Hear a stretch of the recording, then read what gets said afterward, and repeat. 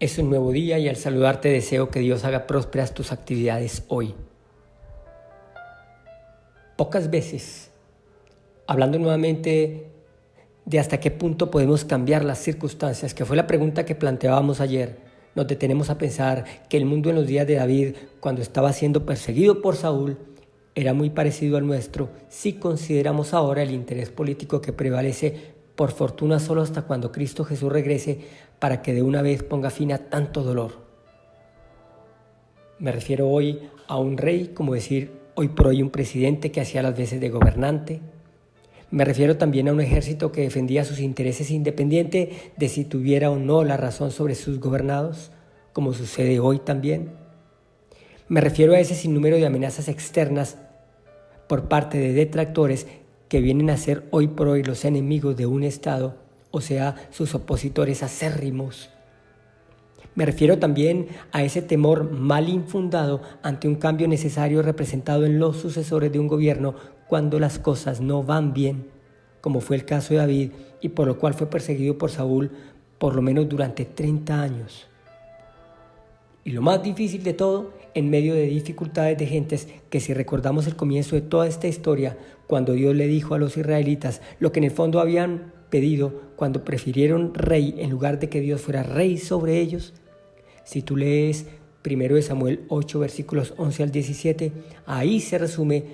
lo que ellos tuvieron que aguantar.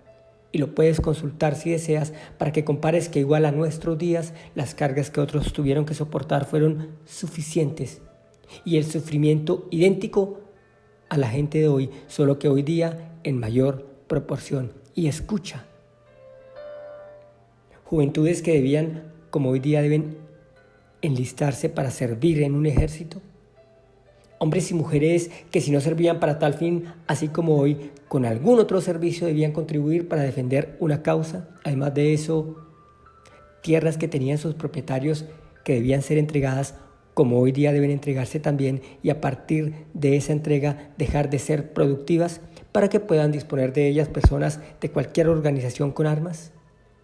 Y sumado a todo eso, impuestos que debían pagarse de muchas maneras, con bienes incluso. Igual que hoy, por tratarse de la forma más efectiva para poder sostener un sistema.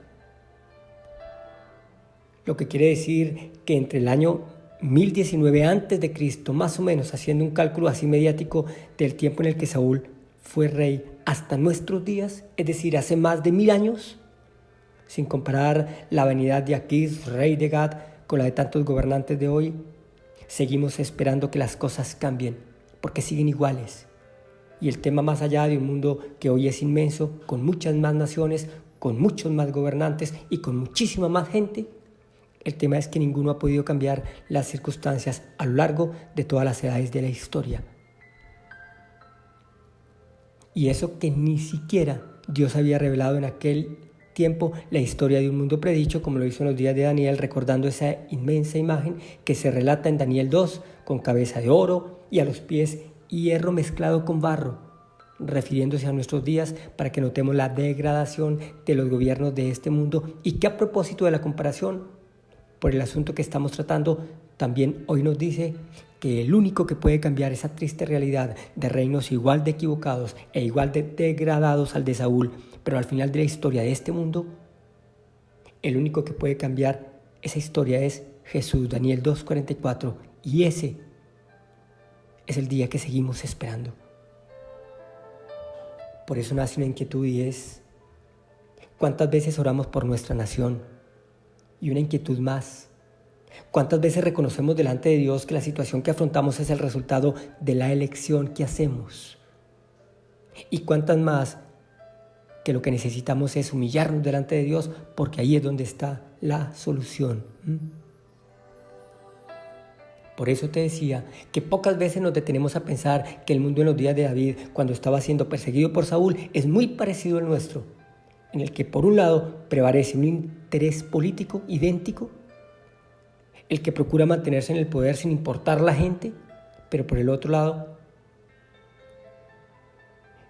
que es el que la mayoría de la gente ni siquiera mira y es el de la grandeza de un Dios lleno de amor que anhela poner fin a tanto abuso y a tanta corrupción sin exagerar y desea que las naciones retomen en Él su confianza. En Jesús, porque te digo algo, solamente así todo sería diferente. No podemos perder de vista que vivimos momentos cruciales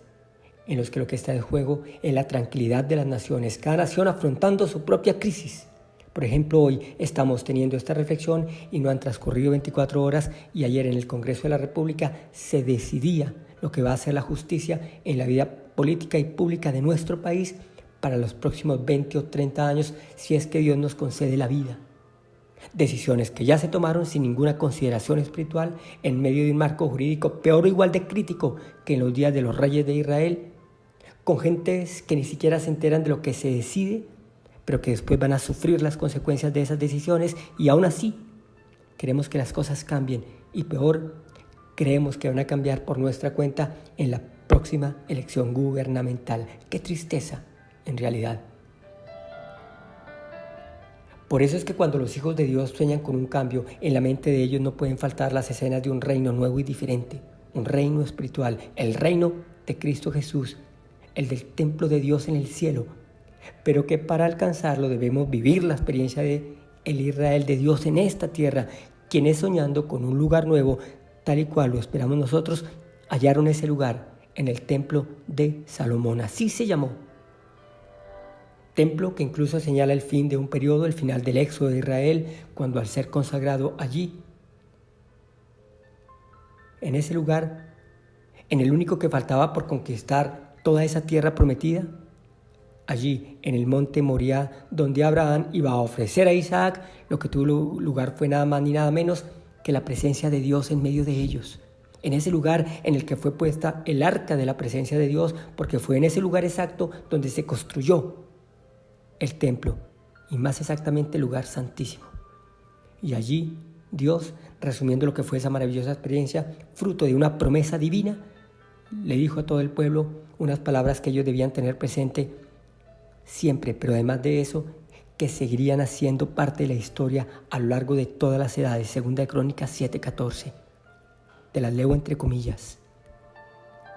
Si se humillare mi pueblo, sobre el cual mi nombre es invocado, y oraren, y buscaren mi rostro, y se convirtieren de sus malos caminos, entonces yo oiré desde los cielos, y perdonaré sus pecados, y sanaré su tierra. Así dice.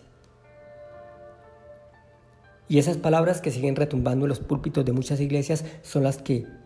necesita escuchar la gente de todas las naciones hoy. Si queremos que aún a pesar de la crisis y de las señales que todos conocemos antes del fin, que tienen este tipo de manifestaciones en el orden político, cambien. No hay otra manera. Y eso es todo lo que debemos hacer, porque lo que dice ese pasaje es crucial en todos los momentos definitivos de la humanidad. En estos momentos definitivos, ratificando la respuesta de ayer y de hoy, solo que en un sentido más general. Y es que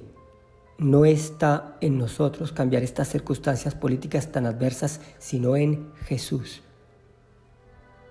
Anhela su reino, anhela un reino espiritual, el reino de Cristo, porque para alcanzarlo, recuerda, es necesario vivir espiritualmente en esta tierra, humillarnos delante de Dios, clamar y buscar su nombre y pedirle que sane esta tierra y nuestra patria de tanta corrupción y de tanta maldad. No lo olvides. Que Dios te bendiga y te guarde.